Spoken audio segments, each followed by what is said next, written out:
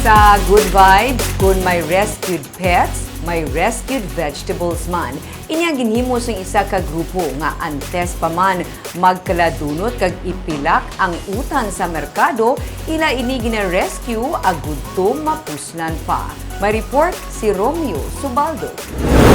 Ang kadadalag ko nga suppliers ang utan sa Libertad Market nagakadunutan sang 1 tonelada nga mga produkto sa kada bulan. Sa peak sang pandemic, binukid-bukid ang nagakadunot nga utan sa guwa sang merkado.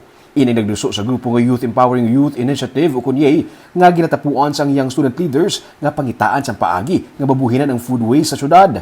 Sunod sa Executive Director sang yay nga si Colleen Awit, ginpangitaan nila sang oportunidad ang amo nga problema. Sa pandemic, sa 2020, usually galabay kita sa Libertad Market, makakita kita da sang mountain gidya o food waste, no? Kada adlaw gid na siya, and mas naglala pa gid siya during the pandemic kay tiiwat ang Baklanay because of lockdowns, community quarantines.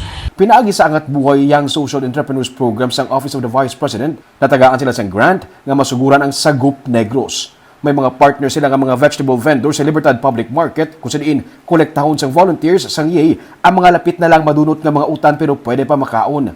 Ila ini nga lutuon bilang sudan kag ibaligya sa karinderya sang Sagup Negros sa Sharina Heights Subdivision sa Barangay Takuling sa Bacolod City.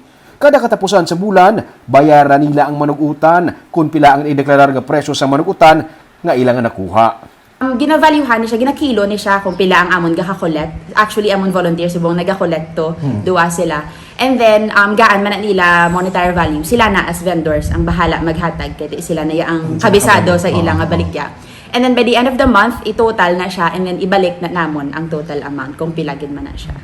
Kag ang nagaluto sang sudan, isa ka ani tag-iya sang karinderya nga si Adora Alisbo, pero nawad-an sa negosyo bangod sang pandemic. Para kay Tita Bing, dako na ini nga bulig sa iya, bisan paano nagain ka man siya kag ginaswelduhan siya sa grupo. Isa sila ka member nga nag-post sa Facebook, di mahilig mo poster sa Facebook mo kay syempre ga online ka man. Looking for nanay na wala sang trabaho for amon niya siling ko. Try ko be, message ko na ila page, amo na. Tapos, doon kadamo ako sa nag-apply, pero doon wala nilaging baton. Ako maging baton nila. Nakita nila akong profile, na may mga baligya ko, may mga food pack ko, sir mo na. Ang ilaman ng mga student volunteers amo nagaserve sa pagkaon, kag nagakuha sa mga utan sa merkado. Kag wala sila nagagamit sang single-use plastic.